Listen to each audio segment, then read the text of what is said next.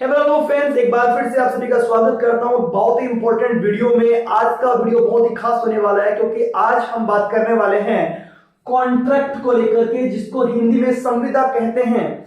और सबसे पहले ये डिस्कस करते हैं इस कॉन्ट्रैक्ट की जरूरत क्या है, कब जरूरत पड़ी, क्यों जरूरत पड़ी इस कॉन्ट्रैक्ट की, और बहुत कुछ जानेंगे इस वीडियो में। अगर आप लॉ के स्टूडेंट हैं तो भी ये वीडियो आपके लिए बहुत इंपॉर्टेंट है, और अगर आप एक आम स्टूडेंट हैं, एक अदर सब्जेक्ट से रिलेटेड स्टूडेंट हैं, तो भी ये वीडियो आपके लिए बहुत ही खास और इंपॉर्टेंट होने वाली है। क्योंकि कॉन्ट्रैक्ट का नाम आपने बहुत सारी मूवीज में, बहुत सारे जो सीरियल्स उसमें सुना होगा कि उस फला सिंह को या फला व्यक्ति को या फला पर्सन को वो कॉन्ट्रैक्ट मिल गया, कॉन्ट्रैक्ट नहीं मिला। लेकिन आज हम ये जानना चाहेंगे कि ये कॉन्ट्रैक्ट होता क्या है। इससे कॉन्ट्रैक्ट को लेकर बहुत सारी बातें आज हम करने वाले हैं, वीडियो पर लास्ट तक बने रहिएगा। कॉन्ट्रैक्ट की जरूरत तो पड़ी है। पहले क्या होता था, जब लोग एक दूसरे से किसी चीज के लेन देन की बातें करते थे, जब कोई वचन देते थे तो उस वचन पे खड़े रहते थे, अड़े रहते थे और अपने वचन को पूरा करते थे। लेकिन जैसे जैसे समय बीतता गया, इंसान की जो जरूरतें हैं वो बदलती चली गई, मानसिकता है वो बदलती चली गई, और देखते देखते देखते एक ऐसा समय आ गया कि लोग अपने स्वार्थ के लिए, अपने लाभ के लिए, अपने फायदे के लिए, अपने बेनिफिट के लिए अपने वचन हैं उनको भी तोड़ने लगे और अपनी बातों से मुकरने लगे। अगर सभी लोग अपनी बातों से ऐसे ही मुकरते रहते तो ये एक जो व्यवस्था बनी हुई है समाज की, सोसाइटी की, वो पूरी तरीके से बिगड़ सकती थी। इसके लिए फिर एक नया कॉन्सेप्ट लाया गया जिसको हम कॉन्ट्रैक्ट के नाम से जानते हैं, हिंदी में संविदा के नाम से जानते हैं। ये टॉपिक बहुत ही इंपॉर्टेंट टॉपिक है। अगर हम इंडिया की बात करें तो इंडिया में इंडियन कॉन्ट्रैक्ट एक्ट जो लाया गया, इंडियन कॉन्ट्रैक्ट एक्ट जो लाया गया वो 1872 में लाया गया, और इसको 1 सितंबर 1872 में इन्फोर्स किया गया।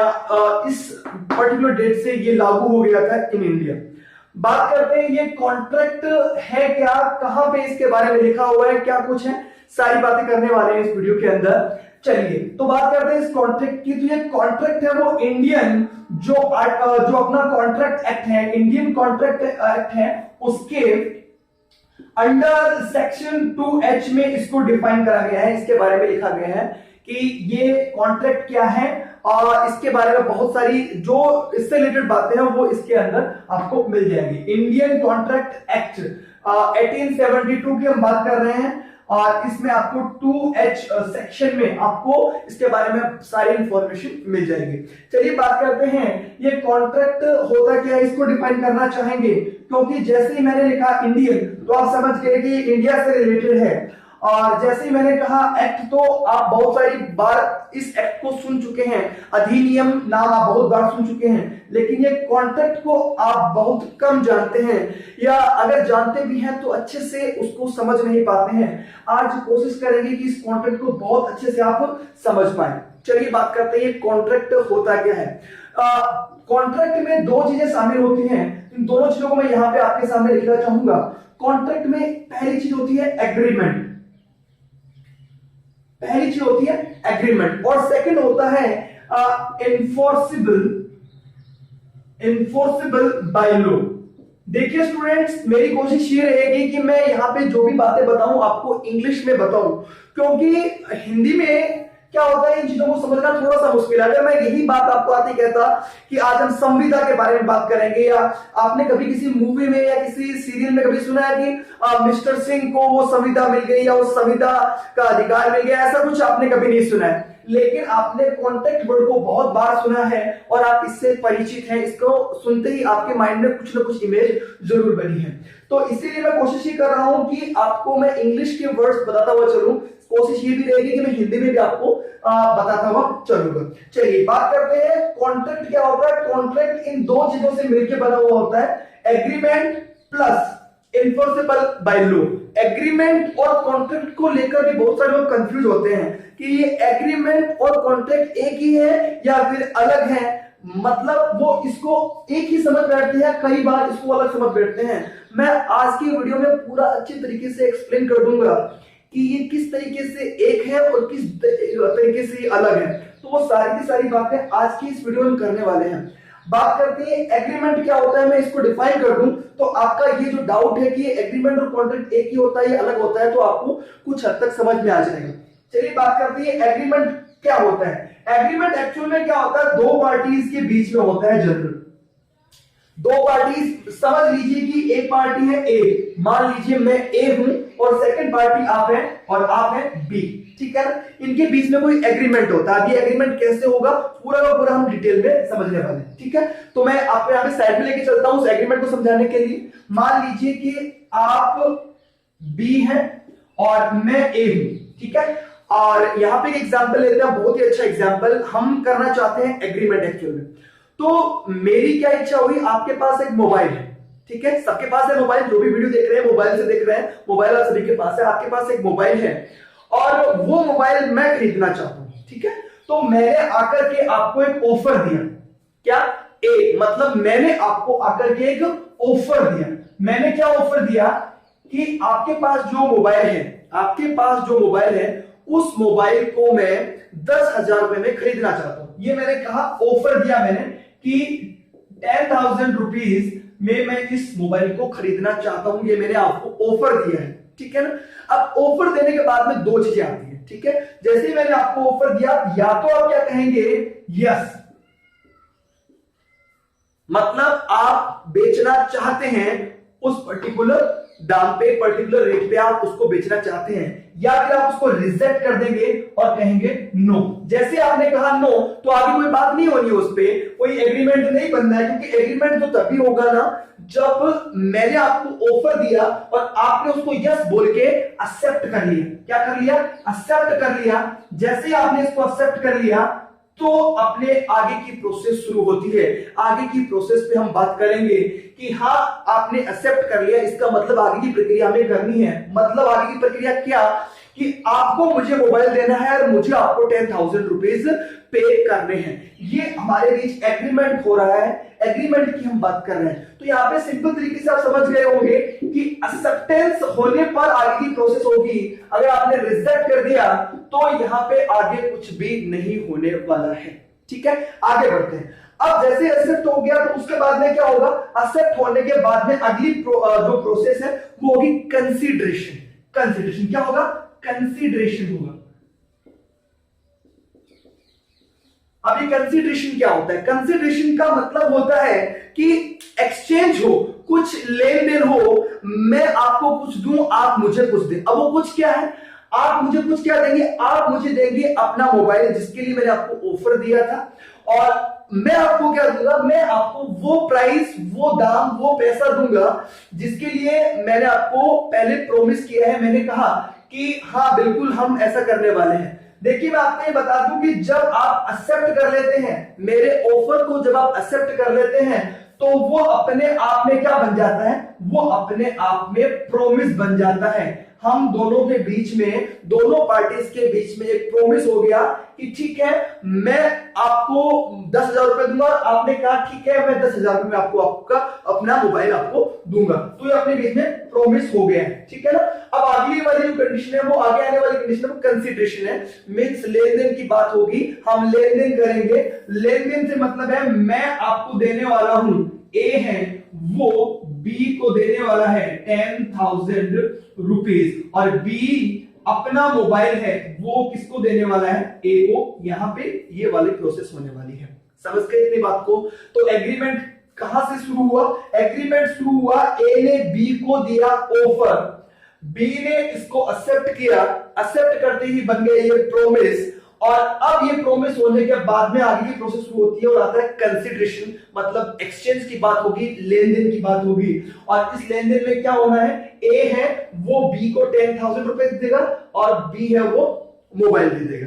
ये हुई यहां तक की बात, ये यहां पे हुआ है एग्रीमेंट।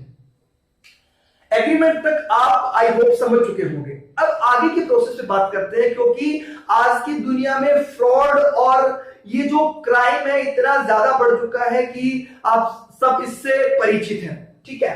तो आगे बढ़ते हैं। मान लीजिए कि आपके पास जो मोबाइल था, आपका जो मोबाइल था वो आपका मोबाइल है, वो कहीं से चोरी किया हुआ है, ठीक है। बुरा मत मानिएगा, ये सिर्फ समझने के लिए है कोई भी इंसान की अगर भावनाओं को ठेस पहुंचती है तो उसके लिए मैं सॉरी बोलता हूं पहले से ही। लेकिन ये एग्जाम्पल के थ्रू हम समझने की कोशिश कर रहे हैं। मान लीजिए कि आपके पास जो मोबाइल है वो चोरी किया हुआ मोबाइल है, और चोरी किया हुआ मोबाइल अगर आपने मुझे 10,000 रुपए में बेच दिया, इसका मतलब आपने गलत किया है। आपने जो ओनरशिप मुझे मिलनी चाहिए थी वो एक्चुअल ओनरशिप मुझे नहीं मिली है, क्योंकि मैंने एक सही डिवाइस के लिए पैसे पे नहीं करे हैं, मैंने चोरी की हुई डिवाइस के लिए आपका जो पेमेंट है वो किया है। तो यहाँ पे आपको जब ये ऐसी एक्टिविटी मिलती है, ऐसी कंडीशन देखने को मिलती है, तो सीधी सी बात है, ए है वो इस मामले को कोर्ट में लेकर जाएगा कि भाई मैंने 10,000 रुपए दिए थे और इसके बदले मुझे चोरी किया हुआ मोबाइल मिला है। तो ए क्या करेगा, इस मामले को सीधे सीधे कोर्ट में लेके चला जाएगा। लॉ इसके ऊपर जहां पे लागू होता है। और मैंने अभी थोड़ी देर पहले क्या बात करी थी कि जहां पे हम कॉन्ट्रैक्ट की बात करते हैं, एग्रीमेंट हो गया हम लोगों के बीच में, लेन देन प्रोमिस हुआ, एक्सेप्टेंस, सारी कंसिडरेशन, सारी चीजें हो गई, एग्रीमेंट तो बन गया। लेकिन अगर ये इन्फोर्सेबल है तो ही ये कॉन्ट्रैक्ट है, अगर ये इन्फोर्सेबल बाय लॉ नहीं तो कॉन्ट्रैक्ट भी ये नहीं है।